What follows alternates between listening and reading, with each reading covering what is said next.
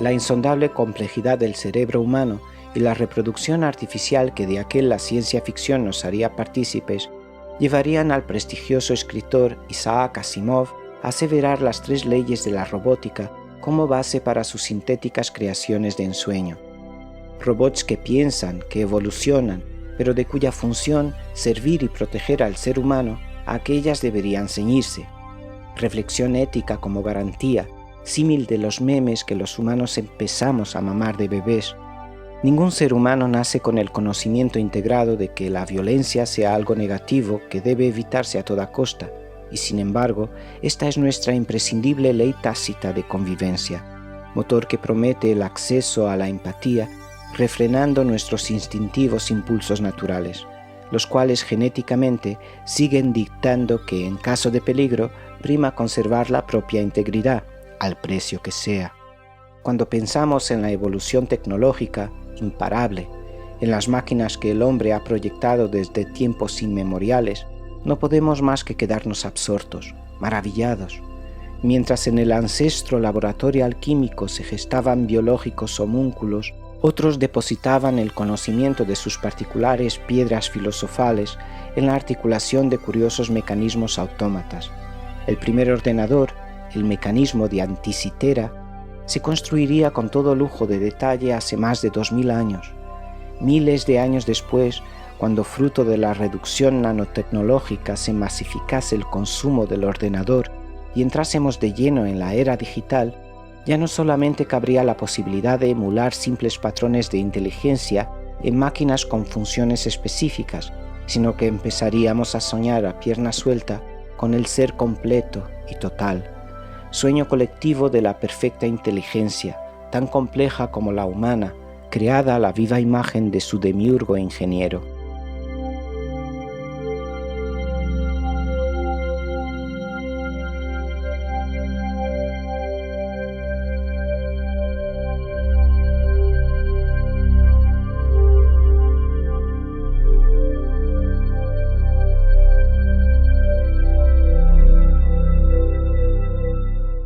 El hombre bicentenario de Chris Columbus, siguiendo precisamente un cuento de Isaac Asimov, ahora en el candelero por el éxito de la reciente serie Fundación, basada en su obra más celebrada, transformaría la anterior en una de las más fascinantes historias sobre estas complejas máquinas, porque su robot protagonista gradualmente lograría cambiar su subordinado estatuto, alcanzando asimismo tal grado de perfección a lo largo de aquellos 2 siglos que se convertiría del todo en hombre. Un empeño, un anhelo sin par que muchos querrían ver antinatural e incluso como peligroso arribismo, pero que así abriría el más importante de los debates. ¿Qué nos hace realmente humanos? ¿A qué estatuto social podrá aspirar un ser de estas características entre humanos sensibles? Y sobre todo, ¿de qué se trata realmente esto de la vida sintiente?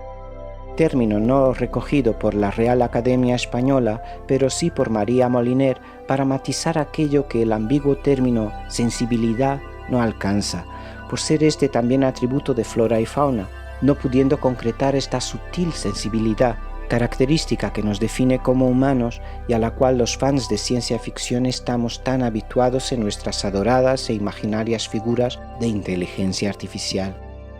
El cuento de Asimov sobre aquel impar ser de cerebro positrónico con 200 años saldría en 1976, pero a nivel catódico, antes de que estrenase a finales del siglo pasado la película de Chris Columbus con su adorable Andrew, encarnado por Robin Williams, ya Data, en Star Trek The Next Generation, nos habría enamorado con estas hondas reflexiones. Interpretado por el gran Brent Spiner, Data es un inigualable androide diseñado por Noonien Soong en el planeta Omicron Theta, que se pasaría toda su existencia tratando de emular el fascinante comportamiento humano y cuyo mayor anhelo sería aprender a contar chistes, a reír y a emocionarse como cualquiera de nosotros. Todo un elogio que nos llenaría de orgullo y que haría que pertenecer a nuestra especie no fuese tan terrible después de todo. A lo largo de las 7 temporadas de la serie, en otros 5 largos de la franquicia y hasta en la reciente Picard, aludiendo al capitán de Starfleet de quien era tan amigo nuestro adorado androide, Data nos haría cavilar sobre nuestra propia condición, emocionándonos con todo lo bueno que habita los humanos. Y Data quizás sea nuestro androide preferido por su amabilidad, su positividad y por recordarnos la grandeza de nuestra especie, porque le vimos evolucionar paso a paso como ser sintiente, siempre atento al prójimo y en ocasiones incluso más humano que los propios humanos. Pero tampoco podemos negar nuestra inmensa fascinación por los Nexus 6 de Blade Runner, aquellos superhombres replicantes que volverían a la Tierra para reclamarle a su creador un aplazamiento a su injusta fecha de expiración, o en los seres sobrehumanos en constante búsqueda de la emoción ideal de la reciente producción de Ridley Scott, los sorprendentes Mother and Father de la reciente serie Raised by Wolves. El existencial dilema que despiertan los parámetros de una conciencia artificial en sí mismo puede ser tan avasallador como propenso a las más hipnóticas fantasías. AI, Inteligencia Artificial, de Steven Spielberg, cavilaría precisamente en la creación de estos seres para suplir distintas necesidades humanas, bien como en las perversiones a que sus delicados sistemas se verían expuestos, víctimas de su estatuto socialmente inferior, vil símil de esclavitud. Tanto Data como Andrew terminarían siendo reconocidos como seres sintientes, libres y con derechos, pero aquí la realidad expuesta sería bien distinta. A través del inocente David, un niño robot diseñado exclusivamente para suplir las carencias afectivas de unos padres con su hijo biológico en coma, conocemos un futuro despiadado con estas criaturas, diseñadas sientes y no obstante reducidas a la categoría de objeto, de usar y tirar.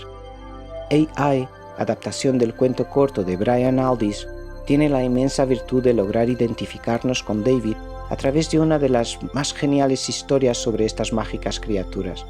Pinocho, de Carlo Collodi, un muñeco de madera que desea convertirse en un niño de verdad, tal y como con todas sus fuerzas lo intentará David.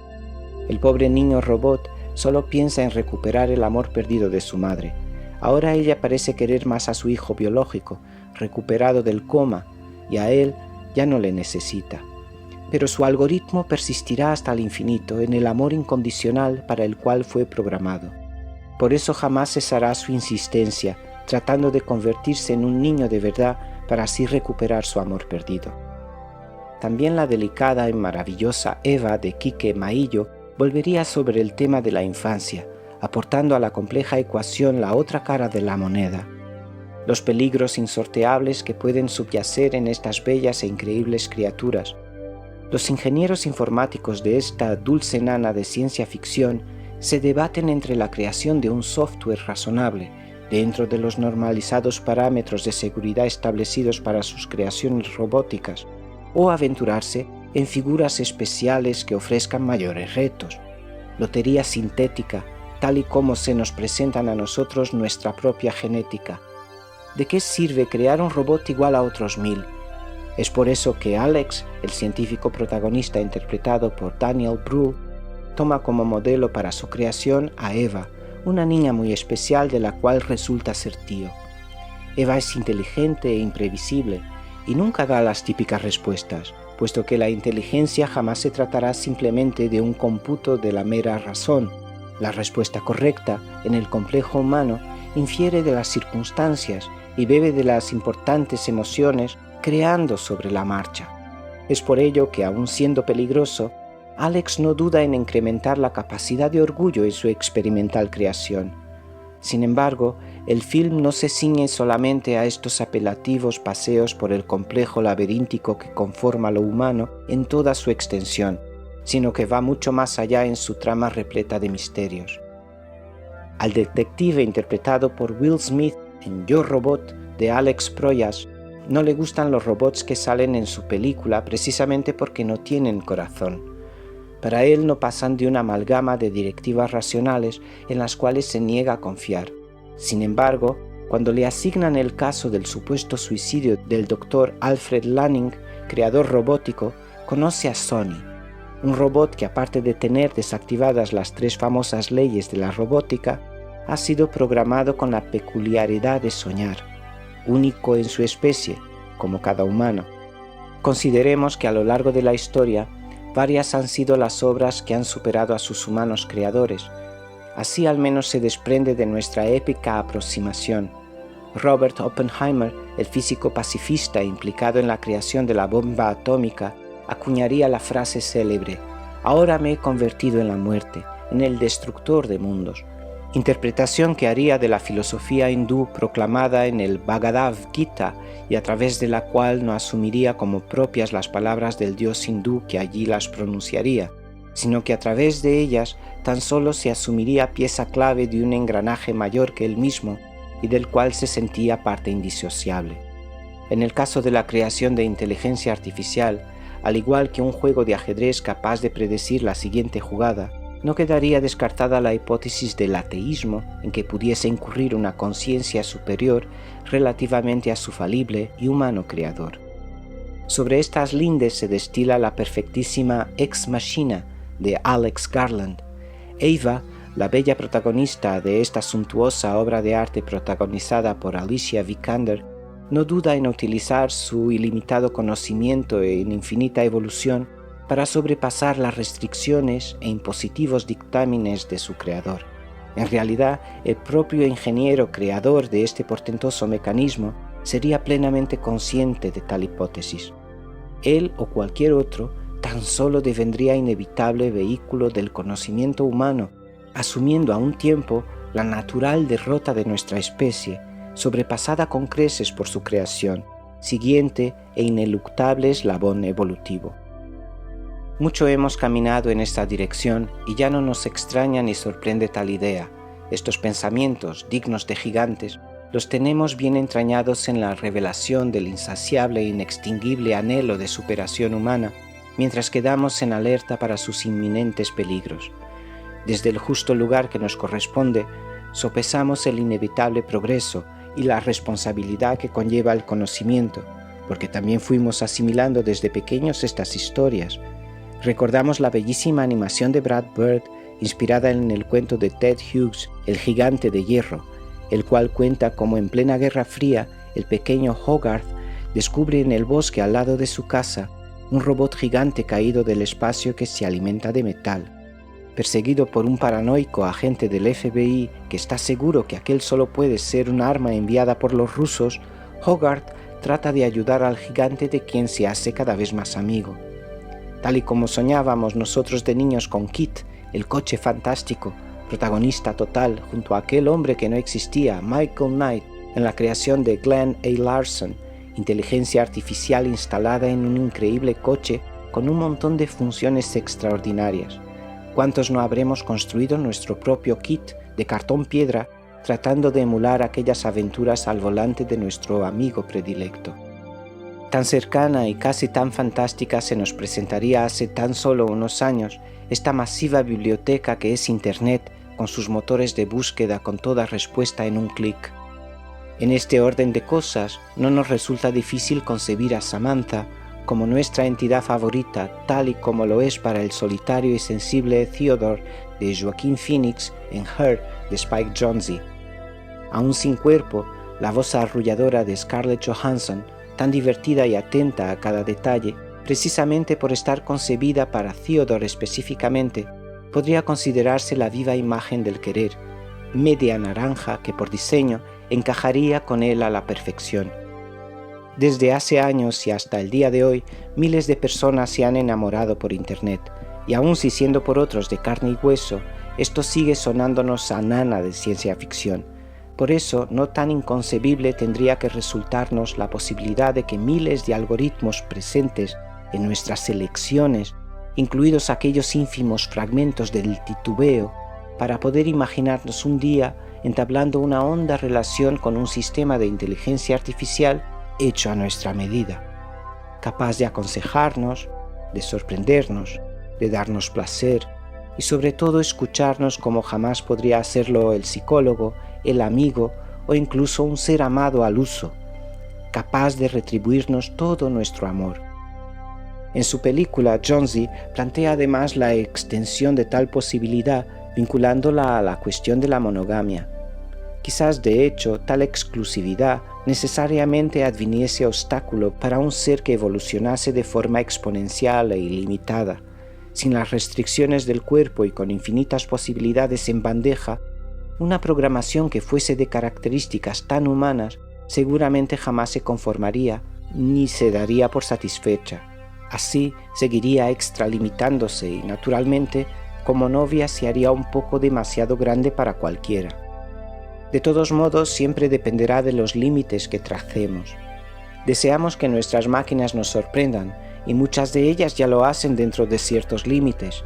Sin embargo, cuando los designios de la ciencia ficción dejen de ser utopías y distopías, seguramente habrá muchos más factores en el cuadro, y lo más probable es que nada pase exactamente como se predijo.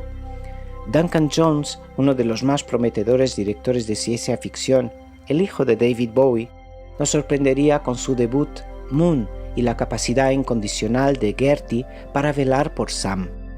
Un hombre a quien le quedan solamente 2 semanas para completar su estadía de 3 años recolectando helio en la superficie lunar.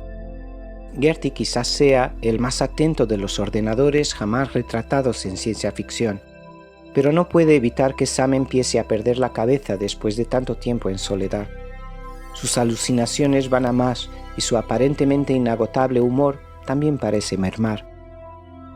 Pero como sugeríamos, en esta maravillosa película protagonizada por el gran Sam Rockwell, hay otros factores aparte de la afable inteligencia artificial, Gertie, que haría lo que hiciera falta por tratar de mantener en forma y cuerdo a Sam. Si algunas de estas máquinas excepcionales están programadas para amar, no obviemos el binomio. Necesariamente tendrán que tener la capacidad de odiar.